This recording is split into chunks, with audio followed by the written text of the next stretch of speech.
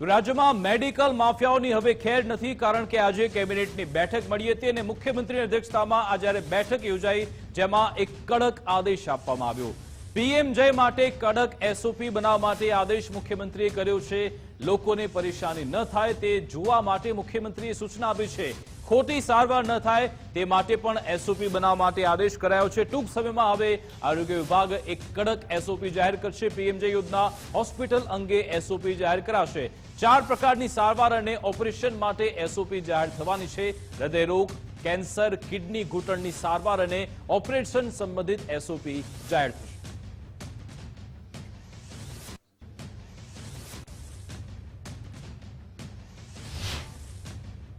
ખ્યાતિ hospital કાંડમાં doctor પ્રશાંતની સરભરા કેસમાં કાર્યવાહી કરવામાં આવી છે. અમદાવાદના વસ્ત્રાપુર પોલીસ સ્ટેશનના સ્ટાફના નિવેદન લેવામાં આવ્યા. તમામ પોલીસ કર્મીઓની પૂછપરછ થઈ. વસ્ત્રાપુરના પીઆઈ સહિતના પોલીસ કર્મીઓના નિવેદન લેવામાં આવ્યા. પોલીસ સ્ટેશનના સીસીટીવી પણ ચકાસવામાં આવ્યા છે.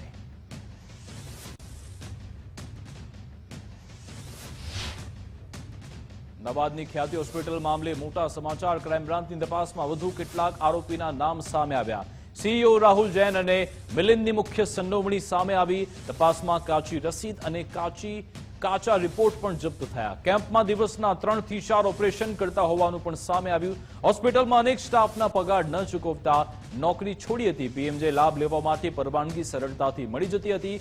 ક્રાઇમ બ્રાન્ચને હોસ્પિટલમાંથી 4 કેમ્પનું રજીસ્ટર મળ્યું. મિલિંદ પટેલ અને રાહુલ જૈનના ઘરે ક્રાઇમ બ્રાન્ચે તપાસ કરી. આરોપી અને હોસ્પિટલના બેંક એકાઉન્ટ સીઝ કરાયા. આર્થિક કૌભાંડની તપાસ માટે ક્રાઇમ બ્રાન્ચે સીએની નિમણૂક કરી. 2022માં ઓપરેશન બાદ થયેલ મોત અંગે પણ ફરીથી તપાસ કરવામાં આવશે.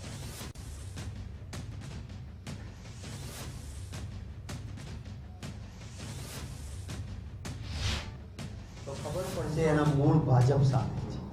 પેપર ફોડનારાના મૂળ ભાજપમાં નીકળે. આ ખ્યાતિ હોસ્પિટલના કૌભાંડની પણ તટસ્થ અને વ્યાજબી તપાસ થાય તો મૂળ સરકારમાં બેઠેલા લોકોના સાથે જોડાયેલા નીકળશે. નહીં તો 2022માં આ જ ખ્યાતિ હોસ્પિટલે આવી જ મોડેસ્ટ ઓપરેટિવ મારફત કેમ્પ કરીને લાવીને દર્દીઓને તોડ કરતા હતા. એમાં એક દર્દીનું મૃત્યુ થયું. એ જ દિવસે એને પ્રધાનમંત્રી જન આરોગ્ય યોજનામાંથી વંચિત કરવા જોઈએ. પછી પાછા કેમ આવી શકે? એ કર્યું હોત તો આ 2024માં લોકોના મૃત્યુ ન થયા હોત. મેં પાર્લામેન્ટમાં પણ નોટિસ આપી છે. દેશની સંસદમાં પણ આ મુદ્દો ઉઠાવવાનો છું અને આ માંગણી પણ કરું છું કે ગુજરાત સરકાર ચોખ્ખા હાથવાળી હોય અને કોઈની આમાં મિલીભગત ન હોય તો હાઈકોર્ટના સિટિંગ જજ મારફત તપાસ થવી જોઈએ.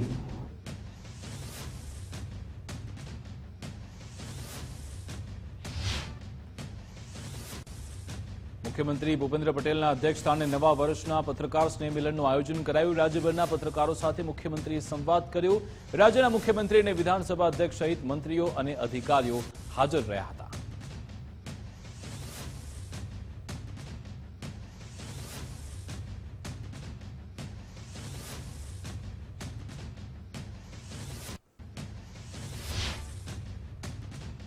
મહેસાણામાં ઊંઝા વિધાનસભા વિસ્તારનો સ્નેહ મિલન સમારોહ યોજાયો હતો. મુખ્યમંત્રી ભૂપેન્દ્ર પટેલ સ્નેહ મિલન સમારોહમાં હાજર રહ્યા હતા. કેવલેશ્વર મહાદેવ ઊંઝા ખાતે ભાજપનું સ્નેહ મિલન કાર્યક્રમ યોજાયો. મુખ્યમંત્રી ભૂપેન્દ્ર પટેલ તેમજ આરોગ્ય મંત્રી ઋષિકેશ પટેલ હાજર રહ્યા. સ્થાનિક ભાજપ ધારાસભ્ય કિરીટ પટેલ સહિત આગેવાનો ઉપસ્થિત રહ્યા હતા.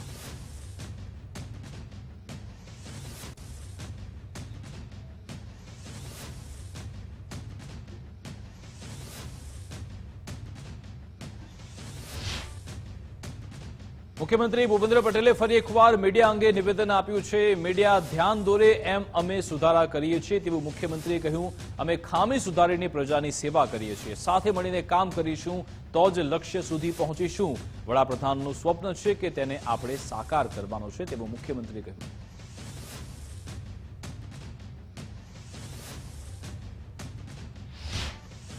મળીને કામ કરીશું તો જ એનું રિઝલ્ટ આવવાનું. એટલે પોઝિટિવ સાઈડ એ છે કે તમારા તરફથી અમારું ધ્યાન દોરાતું જાય ને અમે એમાં સુધારો કરી અને પ્રજાજનોના વધુ ને વધુ કામ કરીએ અને આપણે સાથે મળીને પ્રધાનમંત્રીનો 2047નો સંકલ્પ વિકસિત ભારતનો, વિકસિત ગુજરાત લીડ લઈ અને પૂરો કરીએ. મધ્યપ્રદેશના મુખ્યમંત્રી અને ઉચ્ચ સચિવો ગુજરાતની મુલાકાતે. મધ્યપ્રદેશના મુખ્યમંત્રી ગુજરાત મોડેલની સિદ્ધિઓથી પ્રભાવિત થયા. મુખ્યમંત્રી ભૂપેન્દ્ર પટેલ તથા નાણાં ઉર્જા મંત્રી સાથે પણ બેઠક યોજી હતી. પ્રતિનિધિમંડળ ગુજરાતના વિકાસના આયામથી માહિતગાર થયા. ઉર્જા સક્ષમતા અને રિન્યુએબલ એનર્જીના આયામથી માહિતગાર થયા. માર્ગ વાહન વ્યવહાર જેવા ક્ષેત્રોમાં ગુજરાતની પ્રશંસા કરી.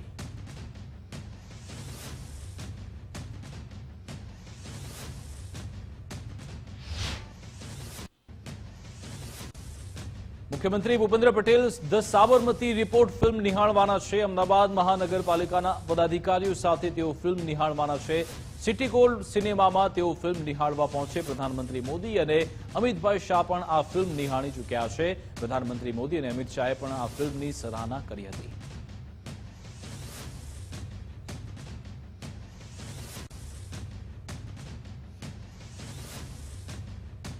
કેન્દ્રીય સહકાર મંત્રી અમિત શાહે હિંમતનગરથી 12 મારુતિ સુઝુકી બાયો સીએનજી કારની અમૂલ ક્લીન ફ્યુઅલ રેલીને લીલી ઝંડી આપી હતી. મંત્રી જગદીશ વિશ્વકર્મા અને ઉદ્યોગ મંત્રી બળવંતસિંહ રાજપૂત તેમજ કેબિનેટ મંત્રી વિકુસિંહ પરમાર સહિતના મહાનુભાવો આ કાર્યક્રમમાં હાજર રહ્યા હતા. અમિત શાહે હાજીપુર ખાતે સાબર ડેરીના નવા અત્યાધુનિક પશુ આહાર પ્લાન્ટનું પણ ઉદઘાટન કર્યું. સાથે 15,000 ખેડૂતોના મેળાવડાનું અમિતભાઈ શાહે સંબોધન કર્યું. સંબોધનમાં તેમણે જણાવ્યું કે ડેરી સહકારી ચળવળને કારણે ખેડૂતો આજે ગૌરવ સાથે જીવી શકે છે. સહકારી ડેરી એ મહિલા સશક્તિકરણનું સૌથી સફળ મોડેલ સાબિત થયું છે, જે સાબરકાંઠા પ્રદેશ અને સમગ્ર ગુજરાત રાજ્યમાં સમૃદ્ધિ લાવ્યું છે. સાથે જ તેમણે વડાપ્રધાન વિશે વાત કરી. કચરાના રિસાયકલિંગ, પર્યાવરણ સંરક્ષણ અને માટીના કાર્બનને ઘટાડવા પીએમની ગોવર્ધન યોજનાની વિભાવના અને તેના અમલીકરણમાં સહકારી સંસ્થાઓના પ્રયત્નોની પ્રશંસા કરી.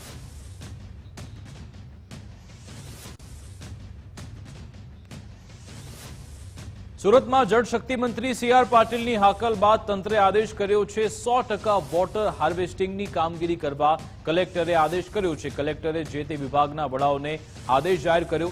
સરકારી કચેરીઓમાં ઊભી કરાશે વોટર હાર્વેસ્ટિંગ સુવિધા.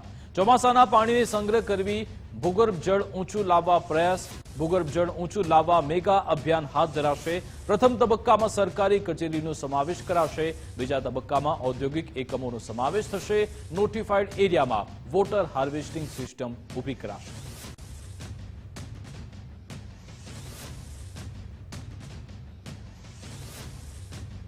ગુજરાતના રાજકારણમાં વધુ એક રાજકીય પક્ષની એન્ટ્રી થવાની છે. શંકરસિંહ વાઘેલાના માર્ગદર્શન હેઠળ નવી પાર્ટી અસ્તિત્વમાં આવશે. 22 ડિસેમ્બરના રોજ બાપુ નવા પક્ષની જાહેરાત કરવાના છે. પૂર્વ સીએમ શંકરસિંહ વાઘેલા સમર્થકો સાથે નવી પાર્ટી બનાવશે. નવી પાર્ટીનું નામ પ્રજાશક્તિ ડેમોક્રેટિક નક્કી કરાયું. શંકરસિંહ સીધી રીતે પાર્ટીના કોઈ હોદ્દા પર નહીં હોય.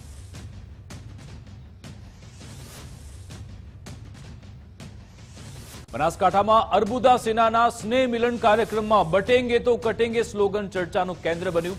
વાવ વિધાનસભા ચૂંટણીમાં ઉમેદવાર બનેલા અપક્ષ ઉમેદવાર માવજી ચૌધરી પણ હાજર રહ્યા. અંબાજી ખાતે 1253 ગામના પ્રતિનિધિ હાજર રહ્યા. બટેંગે તો કટેંગે પર વિપુલ ચૌધરી બોલ્યા કે વહેંચાઈશું તો બટેંગે તો કટેંગે એ સામાન્ય બુદ્ધિની વાત છે. લાડવાની કિંમત હોય, ભૂખ્યાની કિંમત ન હોય. લાડવાની કિંમત હોય તેમ ચૌધરી સમાજ લાડવા ખાવા માટે ટેવાયેલો સમાજ છે, એટલે પાછો લાડવો કરવાનો પ્રયત્ન કરીએ છીએ. બટેંગે તો કટેંગે તો સામાન્ય બુદ્ધિની વાત છે. આખરે કોઈ પણ જગ્યાએ આપણે કહેવત શું હોય છે, લાડવાની કિંમત હોય, ભૂકાની કિંમત ના હોય. એવી રીતે લાડવો મહત્વનો હોય છે અને ચૌધરી સમાજ વર્ષોથી લાડવો ખાવા ટેવાયેલો સમાજ છે, એટલે ફરી પાછો લાડવો કરવાનો પ્રયત્ન કરીએ છીએ. આરોગ્ય વિભાગે સૌથી મોટી ભરતી જાહેર કરી છે. જીપીએસસી દ્વારા આરોગ્ય વિભાગની ભરતી જાહેર કરાઈ છે. 2000 કરતા વધુ જગ્યા પર ભરતી કરાશે. તબીબી અધિકારી વર્ગ 2 ની 1506 જગ્યા પર ભરતી જાહેર થઈ. જનરલ સર્જન તજજ્ઞની 200 જગ્યા પરની ભરતી જાહેર થઈ. ફિઝિશિયન તજજ્ઞની 227 ઉપર ભરતી જાહેર થઈ. ગાયનેકોલોજીસ્ટની 273 જગ્યા પર ભરતી થવાની છે.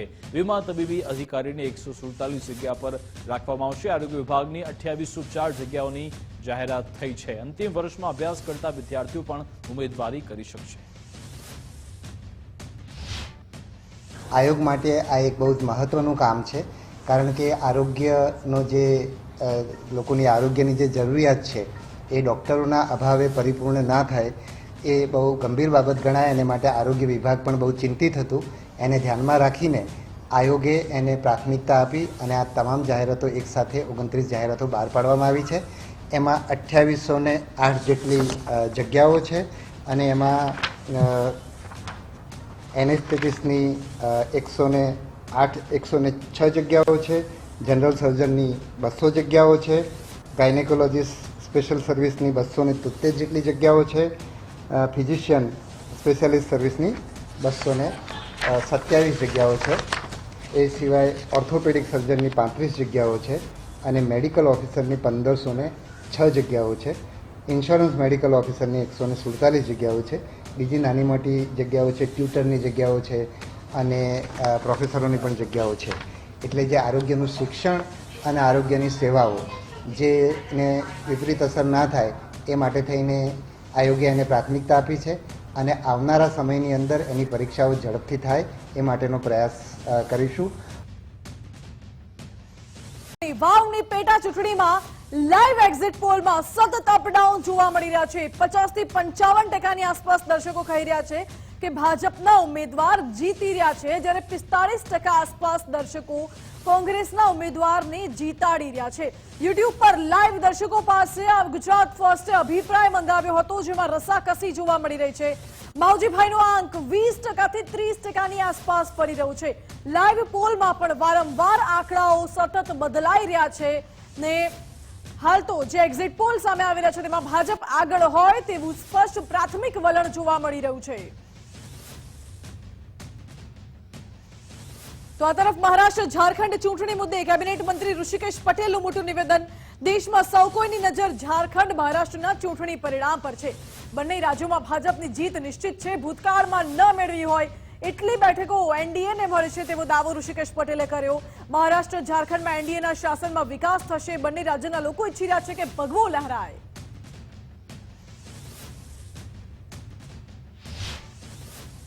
ભૂતકાળમાં ન મળી હોય એટલી સીટો સાથે યુતિની સરકાર મહારાષ્ટ્રમાં બનવા જઈ રહી છે. ઝારખંડ, મહારાષ્ટ્ર અને હરિયાણા આ ત્રણેય જગ્યાએથી દેશના લોકોમાં રહેલી જે ઈચ્છાઓ છે ભારતીય જનતા પાર્ટીની સરકાર અને ભગવો સમગ્ર દેશમાં લહેરાય એ આપણને દેખાવાની જ છે. મહારાષ્ટ્રમાં ખૂબ સારી સંખ્યામાં યુતિની સરકાર બનાવી અને આગામી સમયમાં આદરણીય નરેન્દ્રભાઈ મોદી સાહેબના નેતૃત્વમાં મહારાષ્ટ્ર અને ઝારખંડ બંને વિકાસ કરવાના છે. ત્યારે કોઈ શંકા નથી કે યુતિની સરકાર જે રીતે કામ કર્યું છે એ પ્રમાણે ફરીથી મહારાષ્ટ્ર અને ઝારખંડ બંને જગ્યાએ ફરીથી ભગવો લહેરાવાનો છે. એનડીએની સરકાર બનવા જઈ રહી છે. નર્મદા અને પાણી પુરવઠા વિભાગના અધિકારીઓ પર તવાઈ બોલાવવામાં આવી છે. વધુ 5 અધિકારીઓને ફરજિયાત નિવૃત્ત કરવામાં આવ્યા છે. જશવંતસિંહ પરમાર, પ્રદીપભાઈ ડામોર ફરજિયાત નિવૃત્ત, શૈલેષભાઈ દેસાઈ, બાબુભાઈ દેસાઈને ફરજિયાત નિવૃત્ત કરાયા.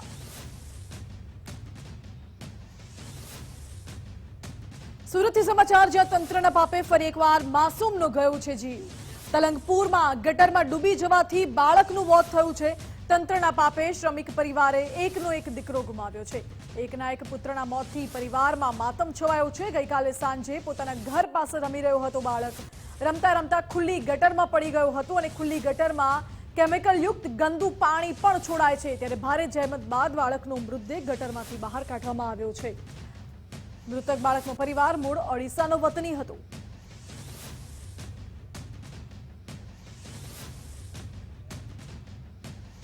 સુરતમાં ગેસ સિલિન્ડર લીકેજની ઘટનામાં બ્લાસ્ટ થયો, જેમાં અશ્વિની કુમાર ફુલવાડા વિસ્તારની આ ઘટના કૃષ્ણા કોમ્પ્લેક્સમાં વહેલી સવારે ઘટના બની હતી. સિલિન્ડરમાં બ્લાસ્ટ બાદ 7 લોકો દાઝ્યા હોવાની માહિતી છે. દાઝી ગયેલા તમામ લોકોને હોસ્પિટલમાં સારવાર માટે ખસેડવામાં આવ્યા છે. સિલિન્ડર બ્લાસ્ટ થતા ફાયર વિભાગની ટીમ તાત્કાલિક ઘટના સ્થળે દોડી આવી. મહત્વનું છે કે કાપોદ્રા, કતારગામ અને ડભોરી ફાયર વિભાગની ટીમ ઘટના સ્થળે પહોંચી હતી અને ભારે જહેમત બાદ આગ પર કાબુ મેળવ્યો. मैं गया था उस समय खाली बास आ रहा था गैस का, 4 बजे आया, उनको बोल के गया कि गैस में से आपका बास आ रहा है, उसको बंद करिए. फिर मैं मार्केट चला गया, तो उसके बाद क्या हुआ मेरे को कुछ अंदाज़ा नहीं है. 7 जन थे खाली, इतना पता है, और 1 जन ज़्यादा जल गया है. जब गैस वो हुआ तो कांच बाज उड़ के पूरा रोड तक गया, इतना पता है. सुबह 6 बजे खाना बनाने के लिए उठी थी, गैस ब्लास्ट हो गया था और जब हमको यहाँ से फ़ोन गया तब मैं कंपनी से आया तो मैं तलक मदद किया. बगल वाले जिम जो कला था वही वो गैस नहीं होता मैं आने वाला उसी से मैं आया था तो किसी तरह जान उसका बचाया. अभी पूरा घायल सीरियस है, हॉस्पिटल में गया. સુરતમાં પાંડેસરાના બોગસ હોસ્પિટલમાં મોટો ખુલાસો થયો છે. જનસેવા હોસ્પિટલ સંચાલકો પાસે એસએમસી હોસ્પિટલનું રજિસ્ટ્રેશન પણ નથી. હોસ્પિટલ પાસે ફાયર એનઓસી પણ ન હોવાનું સામે આવ્યું છે. ક્લિનિકલ એસ્ટાબ્લિશમેન્ટ એક્ટ મુજબ નોંધણી નથી થઈ હોસ્પિટલનું. ગુજરાત પોલ્યુશન કંટ્રોલ બોર્ડમાં પણ રજિસ્ટર્ડ નથી અને આ સાથે પાંડેસરા પોલીસ, પાલિકા અને આરોગ્ય વિભાગે તપાસ હાથ ધરી છે. નિયમોને નેવે મૂકી હોસ્પિટલ શરૂ કરી હોવાનું સામે આવ્યું છે. ત્યારે પોલીસ આ કેસમાં ડોક્ટરોની ડિગ્રી અંગેની પણ તપાસ કરશે. હોસ્પિટલના ઉદ્ઘાટનના 24 કલાકમાં જ પાટિયા પડી ગયા છે. આગામી દિવસોમાં તબીબો સામે કાર્યવાહી થાય તેવા એંધાણ જોવા મળી રહ્યા છે. તો સુરતમાં બોગસ હોસ્પિટલ બાદ હવે નકલી ઇન્સ્ટિટ્યૂટ દુકાનની અંદર ચાલી રહી છે. બોગસ મેડિકલ ઇન્સ્ટિટ્યૂટ પૂણા ખાતે લા સીતાડેલ કોમર્શિયલ કોમ્પ્લેક્સમાં આવેલી છે આ દુકાન, જ્યાં ઇન્સ્ટિટ્યૂટ ચાલે છે. જીવનદીપ મેડિકલ ઇન્સ્ટિટ્યૂટના નામથી કોર્સ ચલાવી રહ્યા છે. એક જ દુકાનમાં 6 પ્રકારના મેડિકલ કોર્સ ચલાવી રહ્યા છે સંચાલકો અને મેડિકલ કોર્સ માટે વિદ્યાર્થીઓ પાસેથી મસ્ત મોટી રકમની ફી પણ વસૂલવામાં આવે છે. દુકાનમાં વિદ્યાર્થીઓને ભણાવી પરીક્ષા માટે મોકલવામાં આવે છે. બેંગ્લોર અને ગુજરાતમાં આ રીતે ઇન્સ્ટિટ્યૂટ ચલાવવાનો કોઈ જ કાયદો નથી. પેરામેડિકલ કાઉન્સિલ સ્ટાફ સાથે વાતચીતનું રેકોર્ડિંગ પણ સામે આવ્યું છે, જેમાં પેરામેડિકલ કાઉન્સિલે આ રીતે ઇન્સ્ટિટ્યૂટ ચલાવી ન શકાય તે વાત સ્વીકાર કરી છે. વિદ્યાર્થીઓએ બેંગ્લોર પરીક્ષા આપવા જતા હોવાનું પણ સ્વીકાર્યું. નર્સિંગ માટે માન્યતા પ્રાપ્ત ઇન્સ્ટિટ્યૂટના લિસ્ટમાં નામ પણ નથી.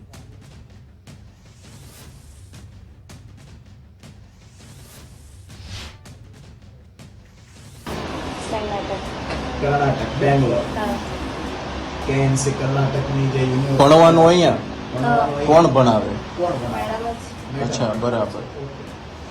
બેંગ્લોર તમને લઈ જાય, અહીંથી જવાનો ખર્ચો સ્વ ખર્ચો આપે 15,000 તમારી પાસેથી લેવાનો. પ્રેક્ટિકલનો ખર્ચો એ નહીં કીધું. એ નથી કીધું. તમે કયા વર્ષ જીએનએમ ના કયા વર્ષમાં છો? ફર્સ્ટ યરમાં છો હજુ, એટલે તમે 23-24 માં છો. 24-25 તો અભી કેટલા સ્ટુડન્ટ છે ટોટલ? સ્ટુડન્ટ કેટલા છે ટોટલ? ટોટલ કેટલા વિદ્યાર્થીઓ? સ્ટુડન્ટ કેટલા નવા તમારી સાથે? અમારી સાથે તો 5-6 જણ હતા, તો 2 છોડી નાખ્યું. અને હવે ડોક્યુમેન્ટ આપ્યા કે નહીં એ લોકોને? ઓરિજિનલ ડોક્યુમેન્ટ ક્યાં છે? અહીંયા છે. ઓકે. એક સેમેસ્ટર પૂરું થયું છે, યરલી હોય છે ને તમારે? Yearly હોય, યરલી yearly. હોય ને, એટલે અત્યારે ભણવાનું ચાલુ છે, હા. બરાબર? એટલે 15,000 રૂપિયા જે ખર્ચો અહીંથી જવાનો છે, એટલે તમે હજુ તો એક એક્ઝામ આપી નહીં હોય. તો સુરતમાં બોગસ હોસ્પિટલ બાદ હવે નકલી ઇન્સ્ટિટ્યૂટ પકડાય છે. ત્યારે ગુજરાત નર્સિંગ કાઉન્સિલના ઉપપ્રમુખ ઇકબાલ કડીવાલાએ નિવેદન આપ્યું છે. જીવનદીપ મેડિકલ ઇન્સ્ટિટ્યૂટ જે કાર્યરત છે તે ગુજરાત નર્સિંગ કાઉન્સિલ ઓફ દ્વારા પ્રમાણિત નથી અને આ કોઈ ઇન્સ્ટિટ્યૂટ નથી, આ બોગસ ઇન્સ્ટિટ્યૂટ છે તેવું ઇકબાલ કડીવાલાએ કહ્યું છે. જે ઇન્સ્ટિટ્યૂટ કોઈ કાઉન્સિલ સાથે જોડાયેલી નથી, સમાજની સાથે સાથે વિદ્યાર્થીઓના શિક્ષણ જોડે પણ છેડા કરે છે, આવા ઇન્સ્ટિટ્યૂટનું હું ખંડન કરું છું અને આવી ઇન્સ્ટિટ્યૂટ સામે પોલીસ કાર્યવાહી થવી જોઈએ તેવી માંગ પણ કરી ઇકબાલ કડીવાલાએ.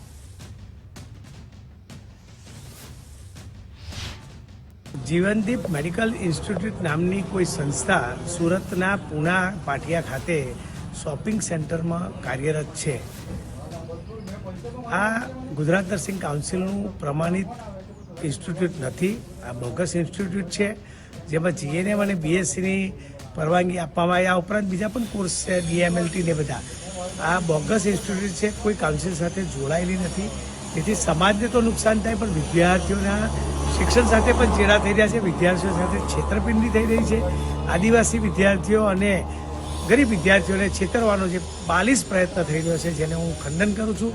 અને આવી ઇન્સ્ટિટ્યૂટ તાત્કાલિક બંધ થવી જોઈએ, એની સામે પોલીસ કાર્યવાહી થવી જોઈએ અને પગલાં લેવા જોઈએ. સમાચારમાં આગળ વાત, ભરૂચમાં નર્મદા નદીમાં ગેરકાયદે જેટકોએ પુરાણ કર્યું છે. ગેરકાયદે પુરાણને લઈને જેટકો સામે તંત્રએ કાર્યવાહી કરી. તંત્રએ 1,89,00,000ના કિંમતી વાહનો કબજે કર્યા છે. આ સાથે મામલતદાર અને પ્રાંત અધિકારીએ સ્થળ પર પહોંચી આગળની કાર્યવાહી કરી છે. માટી ખનન કરી નદીના પુરાણને લઈને તંત્રએ મોટી કાર્યવાહી કરી. કોઈ પણ જાતની મંજૂરી વગર નદી કાંઠે માટી ખનન થતું હતું અને નદીના વહેણ બદલવાની સાથે નદીના પુરાણની પણ ફરિયાદ થઈ હતી. ત્યારે માટીનો મોટો પાળો બનાવી રસ્તો તૈયાર કરતા વિવાદ સર્જાયો હતો.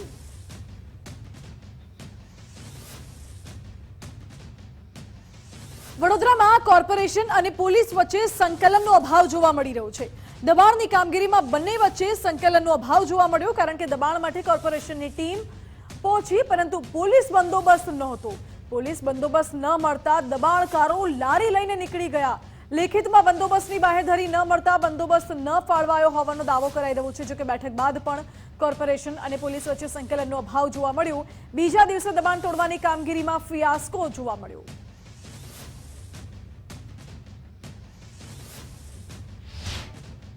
અરજી અહીંથી નહીં, પોલીસ ભવનથી અહીં એ લોકો પાસે આવે છે, પણ આ તો અમને ઉપલી અધિકારીએ કીધું એટલે અમે અરજી આપીને કામગીરી થાય એ પ્રમાણની કાર્યવાહી કરી. પોલીસ વગર અમારી કાર્યવાહી ના થાય, કાયદો વ્યવસ્થા જળવાય એ રીતે સુવિધા પ્રમાણે મળે એટલે અમે કાર્યવાહી કરીશું. હવે એ તો મારા બરાબર જે ડાયરેક્ટર ઇન્ચાર્જ ડાયરેક્ટર આદેશ આપ્યો એટલે હું આવી ગયો. માનો છો કે દબાણ તમારી ટીમ થઈ ગઈ પણ દબાણો તો હટી ગયા? ના જોઈશું તો અમે કાલની ગલીઓમાં ક્યાંક હશે તો કાઢી લઈશું દબાણ. કેમ આવું અભાવ કેમ જોવા મળે સંકલનનો? પોલીસ શું કરી રહી છે? પોલીસ એવું કહેશે કે લેખિતમાં બાહેધરી આપો તો એને કલાક એના માટે જ અમારે અહીંથી પોણા કલાકથી બધું કરી. વડોદરાના કુંભારવાડા ફતેપુરા વિસ્તારમાં દબાણની કામગીરી કરાઈ. કોર્પોરેશને પોલીસ બંદોબસ્ત મળતા દબાણો દૂર કરવામાં પણ આવ્યા. પતરાના શેડ, લારી ગલ્લા તેમજ ઓટલા હટાવવાની કામગીરી કરાઈ. દબાણકર્તા અને અધિકારીઓ વચ્ચે માથાકૂટ પણ થઈ હતી. જોકે ગઈકાલે પણ સંવેદનશીલ વિસ્તારમાં દબાણ હટાવવાની કામગીરી હાથ ધરાઈ હતી. કોર્પોરેશને અનેક લારીઓ જપ્ત કરી આગળની કાર્યવાહી હાથ ધરી છે.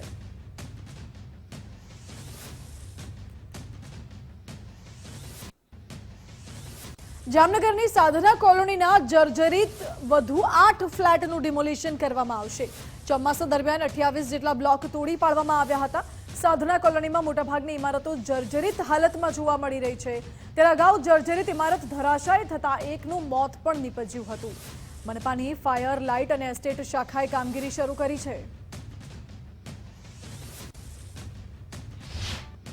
જામનગર મહાનગરપાલિકા જામનગર દ્વારા આજ રોજ સાધના કોલોનીમાં જે જર્જરિત મકાનો હતા એને તોડી પાડવાની કાર્યવાહી હાથ ધરવામાં આવેલ છે. અત્યારે L88 નંબરનો જે બ્લોક છે એને ડિમોલિશન કરવાની કાર્યવાહી ચાલુ છે. ટોટલ અત્યારે 12 જેટલા બ્લોક ખાલી છે, એને તોડી નાખવાની કાર્યવાહી પૂર્ણ કરી ત્યારબાદ ફરીથી સર્વે કરી અને જેટલા જર્જરિત મકાનો છે એને તોડી પાડવામાં આવશે.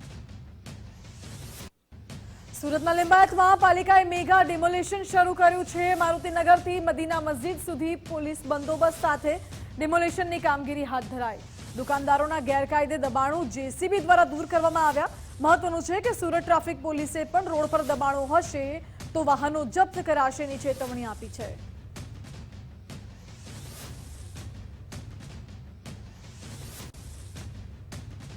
આણંદ સમાચાર, અમૂલમાંથી છૂટા કરાયેલા કર્મચારીઓનો મામલો વકર્યો છે. કરણી સેના, સર્વ સમાજ સેના અને અમૂલના પૂર્વ વાઇસ ચેરમેન અમૂલમાં પહોંચ્યા હતા. સુરક્ષાના ભાગરૂપે અમૂલે પોલીસને બોલાવવાની પણ ફરજ પડી હતી. છૂટા કરાયેલા કર્મચારીઓને 24 કલાકમાં પરત લેવાની માંગ કરવામાં આવી રહી છે. અમૂલ ડેરીના MD અમિત વ્યાસને આવેદન આપવામાં આવ્યું. કેસરીસિંહ સોલંકી, રાજેન્દ્રસિંહ પરમારે આવેદન આપ્યું છે. MD અમિત વ્યાસને બહાર આવી આવેદનપત્ર પણ સ્વીકાર્યું છે. આ સમગ્ર મામલામાં આંતરિક રાજકારણ જવાબદાર હોવાનું માનવામાં આવી રહ્યું છે તેવું લખન દરબારે કહ્યું છે. કરણી સેનાના પ્રવક્તા મહેન્દ્રસિંહે સમગ્ર ઘટનાને રાજકીય ખેંચતાણ કહી છે.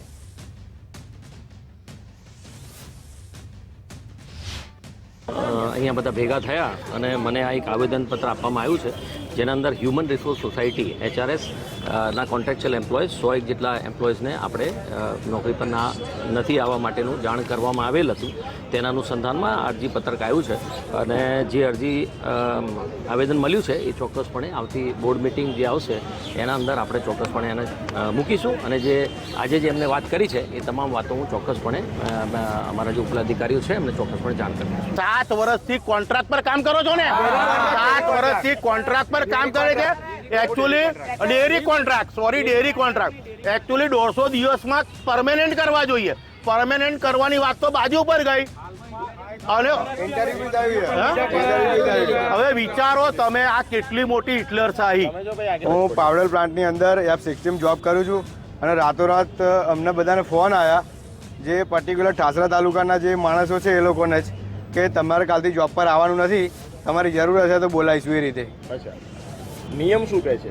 નિયમ તો એવું જ કહે છે સાહેબ કે 7 વર્ષ સુધી નોકરી કરી હોય તો એ લોકોને કાયમી કરવા જોઈએ એમ. અને અમને એવું કહે છે કે તમારું માનવ બળ વધારે પડે અને પગારનું ભારણ ડેરીને પડે છે એટલે તમારે છૂટા કરવામાં આવે. તો ગયા 6 મહિનાની અંદર જે ભરતી થઈ 135 જણની, તો એ લોકોનું જે પગાર ધોરણ ડેરીને ભારણ નહીં પડતું. અમે તો એવું જ કહીએ સાહેબ. તમારી શું માંગ છે? અમારી માંગ એવું છે કે સાહેબ કે અમને જોબ પર પાછા લઈ લે. ગીર સોમનાથમાં ચાલતા કોળી સમાજના આંદોલનનો આખરી સુખદ અંત આવ્યો છે. ધારાસભ્ય વિમલ ચુડાસમા અને કોળી સમાજનું આંદોલન ચાલુ હતું. જો કે સાંસદ રાજેશ ચુડાસમા પણ છાવણી પર પહોંચ્યા હતા. રાજેશ ચુડાસમા દ્વારા સમાજને ખાતરી આપવામાં આવી સોમનાથ ટ્રસ્ટ સાથે બેઠક ન થાય ત્યાં સુધી કાંકરી નહીં હલે. સાંસદ દ્વારા જવાબદારી લેવાતા મામલો થાળે પડ્યો. જ્યાં સુધી અમારા સમાજના બધા આગેવાનોની બેઠક સોમનાથ ટ્રસ્ટ સાથે ન થાય ત્યાં સુધી કોઈ પણ પ્રકારની અહીંયા ચપટી ધૂળ પણ હટે નહીં એવી ખાતરી મેં અહીંયાથી આપી છે. ત્યારે હું ધારાસભ્ય શ્રી વિમલભાઈ ચુડાસમા અને આગેવાનોનો ખૂબ ખૂબ આભાર માનું છું કે એમણે આ નિર્ણયને માન્ય રાખી અને આજે આ આંદોલનનો અંત કરી અને લોકો આજે આ આંદોલન પૂર્ણ કરશે. કલેક્ટર દ્વારા અને ટ્રસ્ટમાંથી ચાવડાભાઈ આવ્યા હતા. એ લોકોએ એવું કીધું કે ભાઈ આ ડેમોલેશન છે એ ડેમોલેશન અમે નહીં કરીએ અને એવી ખાતરી આપે છે એવું કલેક્ટર અને પ્રાંત અધિકારીએ કીધું અને ચાવડાભાઈએ કીધું અને એસપીએ કીધું. ત્યારે મેં કીધું કે એ મૌખિકની વાત નહીં ચાલે અને મૌખિકમાં વાત ન ચાલે કારણ કે મને ભરોસો છે નહીં કલેક્ટર ઉપર. એટલે એ લેખિતમાં આપો તો થશે પણ સરકારના પ્રતિનિધિ તરીકે સંસદ સભ્યના જે ટ્રસ્ટીઓ છે તો એમના પાર્ટીના છે અને કલેક્ટરે એમને બાંહેધરી આપી એટલે સંસદ સભ્યએ કીધું કે એમની જિમ્મેદારી છે કે અહીંયા કોઈ ડેમોલેશન કરવામાં નહીં આવે જ્યાં સુધી ટ્રસ્ટ ચર્ચા કરી અને એનું નિવારણ નહીં આવે ત્યાં સુધી ડેમોલેશન નહીં કરવામાં આવે. ત્યારે તમામ સમાજના આગેવાનો દ્વારા એમની ઉપર ભરોસો મૂકી અને આ જે આજે છાવણી છે પૂરી કરવામાં આવે છે. જૂનાગઢના અંબાજી મંદિરમાં મહંતની જાહેરાત થતા વિવાદ સર્જાયો છે. જૂના અખાડા દ્વારા પ્રેમગીરી બાપુની ચાદર વિધિ કરાઈ જ્યારે બ્રહ્મલીન તનસુખગીરી બાપુના પરિવારજનો દ્વારા વિરોધ નોંધાવવામાં આવ્યો. પરંપરા મુજબ ચાદર વિધિ કરાઈ હોવાનો સંતોએ દાવો કર્યો છે. જોકે બ્રહ્મલીન તનસુખગીરીના સમર્થકોએ ઉગ્ર વિરોધ કર્યો. તનસુખગીરી બાપુના પરિવારજનોએ આ નવા બાપુની જાહેરાત સામે ઉગ્ર રોષ ઠાલવ્યો છે. તનસુખગીરી બાપુ બ્રહ્મલીન થયા છે ત્યારે આજે ધૂળ લોટ વિધિ હતી તેમની. ભીડભંજન ખાતે જાહેરાત થતા વિવાદ સર્જાયો. યોગ્ય ન્યાય નહીં મળે તો પરિવારે આપઘાતની ચીમકી પણ ઉચ્ચારી છે. જોકે પોલીસનો કાફલો ઘટના સ્થળે પહોંચ્યો હતો. મહત્વનું છે કે સમગ્ર બાબતે મહેશગીરી બાપુએ પ્રતિક્રિયા આપી. હાલનો વિવાદ મારી જગ્યામાં નથી, અખાડા સાથે કોઈ વિરોધ નથી. ચાદર વિધિ અયોગ્ય કેમ કે તેમાં સ્થાનિક સંત નહોતા તેવું મહેશગીરી બાપુએ નિવેદન આપ્યું છે. ચાદર વિધિ સહમતિથી થવી જોઈએ. કલેક્ટરે આ બાબતે ધ્યાન આપવાની જરૂર છે તેવું કહ્યું. जो चादर विधि हुई है तो वो वहां पर हुई है जो सहमति के साथ सभी के साथ सहमति से नहीं हुई है तो उसको तब तक वो नहीं माना जा सकता कि वो कायदे से हुई है. सबकी सहमति उसमें थी नहीं, ना स्थानिक संत कोई थे उसमें, जो वो भी तो अखाड़े की है. जो यहाँ के साधु संत है वो कोई बाहर से थोड़ी एलियन थोड़ी है. जो जूनागढ़ में साधु संत सन्यासी है वो क्या ऊपर से आए एलियन है? वो भी तो यहीं के अखाड़े से ही बने हैं. सबके साथ सहमति होकर के बात चलेगी, बात होगी, सहमति से बनता तो उसको कायदे से की गई चादर विधि माना भी जाता. સમાચાર પાટણથી, જ્યાં 3 નગરપાલિકાને વીજ બિલનું કરોડોનું દેવું થઈ ગયું છે. પાટણ, હારીજ અને ચાણસ્મા નગરપાલિકાને કરોડોનું વીજ બિલ ભરવાનું બાકી છે. વોટર વર્ક્સ અને સ્ટ્રીટ લાઇટનું કરોડોનું બિલ બાકી છે. પાટણનું કુલ 2,38,24,000નું બિલ બાકી. હારીજનું 5,36,00,000 અને ચાણસ્માનું 3,21,00,000નું બિલ બાકી છે. ત્યારે પાટણ જિલ્લાની 3 નગરપાલિકાનું 10,96,00,000 જેટલું વીજ બિલ બાકી છે.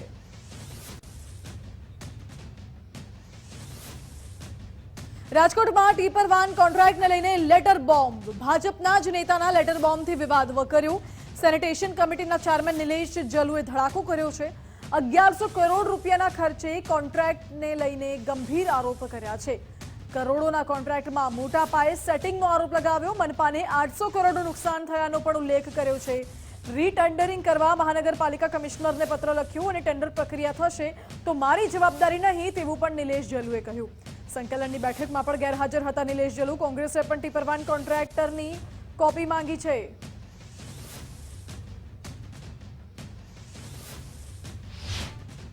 કે જે નવા ટીપર વાન લેવાના થાય એ જે તે ટેન્ડરર પાર્ટીએ લેવાના હોય છે અને એમાં જે એમઆરએફ સેગ્રીગેશનનું જે એને નાખેલું છે જે સિસ્ટમ નવી, એમાં માની લો કે મટીરિયલ રિસાયકલિંગ ફેસિલિટી પ્લસ પીટીડી નાખેલું છે, પર ટન ડેનો જે અનુભવ હોય, આ રીતનું એ લોકોએ ટેન્ડરિંગ બહાર કર્યું હતું જે મારા ધ્યાનમાં નહોતું. અને એ એનો ખર્ચો એનું માની લો કે પ્રી કોસ્ટિંગ ખૂબ ઊંચું આવે, કેમ કે એને કોન્ટ્રાક્ટરે ખુદે બધી સામગ્રી વસાવવાની છે અને એમાં મેન પાવર જે છે એ ટોટલ એને આપવાના છે અને એમાં ઘણી બધી સિસ્ટમ સામેલ કરેલી છે, જેના હિસાબે આ ખર્ચો જે થાય છે એ કોર્પોરેશનને ટૂંકમાં નુકસાન કરતા નથી. પણ ટૂંકમાં શું છે કે એ મારા ધ્યાનમાં નહોતું, પહેલાં જૂની સિસ્ટમ પ્રમાણેનું ટેન્ડર હતું એટલે મારે પત્ર લખ્યો હતો, પણ ટૂંકમાં ટેન્ડર પ્રક્રિયા આખી અલગથી હતી જેનો ખર્ચ એટલો થાય છે. રાજકોટથી સમાચાર છે. ક્રાઇમ બ્રાન્ચના ડીસીપી સહિતના અધિકારીઓને હાઈકોર્ટે તેડું મોકલ્યું છે. હાઈકોર્ટ વધુ એક વખત પોલીસની કામગીરી સામે સવાલ કર્યા છે. ચેક બાઉન્સ અને બાકી નાણાંમાં ગેરકાયદે કાર્યવાહીની હાઈકોર્ટમાં ફરિયાદ થઈ હતી. અરજદારે લક્ઝુરિયસ ગાડી જબરદસ્તી આપી દેવાની હાઈકોર્ટમાં ફરિયાદ દાખલ કરી. પોલીસે ફરિયાદ ન નોંધવા 1.5 લાખ રૂપિયા માંગ્યા હતા. હાઈકોર્ટે આ સમગ્ર કેસને ખૂબ જ ગંભીર ગણાવ્યો છે. 26 નવેમ્બરે જવાબ સાથે ડીસીપી ક્રાઇમને રૂબરૂ હાજર થવા ફરમાવાયું છે. પોલીસ સ્ટેશનના સીસીટીવી પણ યોગ્ય જાળવણી કરવા કોર્ટે આદેશ કર્યો.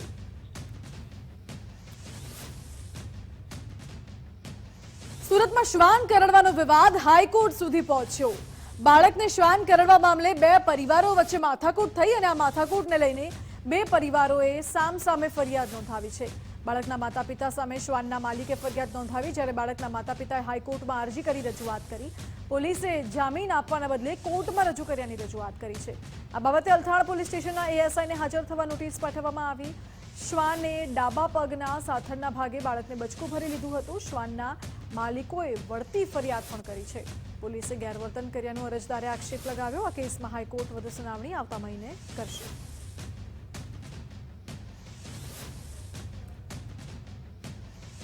શિક્ષકોની ભરતી કૌભાંડને લઈ વિદ્યાર્થી નેતા યુવરાજસિંહ જાડેજાના આક્ષેપ બાદ તપાસનો ધમધમાટ શરૂ થયો છે.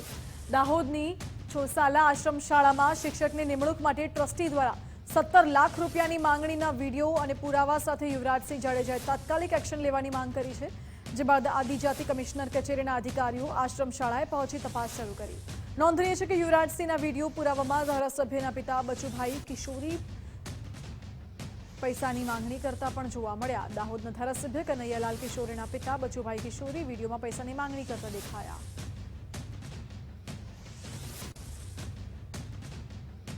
દાહોદમાં શિક્ષકોની ભરતી કૌભાંડને લઈ તપાસ શરૂ કરાઈ છે. યુવરાજસિંહે આધાર પુરાવા સાથે રજૂઆત કરી છે. કલેક્ટર અને જિલ્લા શિક્ષણ અધિકારીને રજૂઆત કરવામાં આવી. યુવરાજસિંહે નિષ્પક્ષ તપાસની માંગ સાથે રજૂઆત કરી. ખાસ કરીને જોવા જઈએ તો અત્યારે અમે રજૂઆત કરવા માટે આવ્યા છીએ આદિજાતિ મદદનીશ કમિશનર, જિલ્લા શિક્ષણ જે અધિકારી છે તેમને, કલેક્ટરને અને ટ્રાઇબલ પ્રિન્સિપાલ છે જે પ્રાયોજના અધિકારી છે એમને પણ અમે આજે રજૂઆત કરવા માટે આવ્યા છીએ. કેમ કે અમારી પાસે તમામ પ્રકારના આધાર પુરાવા ઉપલબ્ધ છે. અમે ગતરોજ પ્રેસ કોન્ફરન્સ કરીને વાત આખી મૂકી હતી કે ધારાસભ્યના જે જનક છે એ ભ્રષ્ટાચારના જનક છે.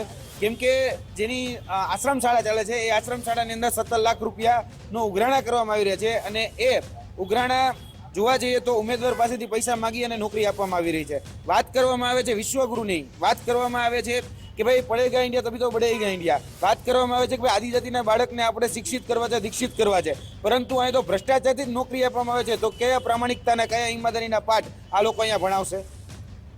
આગામી કયા કાર્યક્રમો રહેશે? આ સમગ્ર મામલે લઈને જે કૌભાંડ બહાર પાડ્યું છે, શું કાર્યવાહીની માંગ કરો છો? ખાસ કરીને અમે અત્યારે નિષ્પક્ષ તપાસ થાય પહેલા તો આની, ગમે એટલા મોટા વગદાર વ્યક્તિ હોય છતાં પણ આની તપાસ થવી જરૂરી છે. અને આ વગદાર વ્યક્તિ સામે અમે ગુનાહિત કૃત્ય કાવતરાની જે કલમ જે નખાતી હોય છે, 420 છેતરપિંડીની કલમ નખાતી હોય, એ તમામ કલમો આઈપીસી એટલે કે આપણું જે બીએનએસ અત્યારે થઈ ગયું, તો એના અંતર્ગત તમામ જે ધારણ ધોરણો છે કાયદાકીય રીતે, એ કાયદાકીય અંતર્ગત આની વ્યક્તિ ઉપર ફરિયાદ દાખલ થવી જોઈએ. અને જે રીતે સામાન્ય જનતાને જે રીતે ટ્રીટ કરવામાં આવે છે એ જ રીતે ટ્રીટ કરી અને પોલીસે ત્યાં જઈને તપાસ કરવી જોઈએ. તમામ પ્રકારના આધાર પુરાવા મેળવવા જોઈએ. અમારી પાસે જે વિડીયો ફૂટેજ અવેલેબલ છે, અમારી પાસે જે ઓડિયો ફૂટેજ અવેલેબલ છે, એનું પણ ક્રોસ વેરિફિકેશન કરવું જોઈએ. અને એના આધારે આ વ્યક્તિ જેને પૈસા માંગ્યા છે, એટલે કે જે ટ્રસ્ટીશ્રી છે, એ ટ્રસ્ટીશ્રી ઉપર ફરિયાદ દાખલ કરવી અને જે પણ કાયદાકીય કલમો છે એ દાખલ કરવી અને જે પણ કહી શકાય બંધારણની જે જોગવાઈ છે, જે ન્યાયતંત્રની જે જોગવાઈ છે, એ પ્રકારે સજા થવી જોઈએ.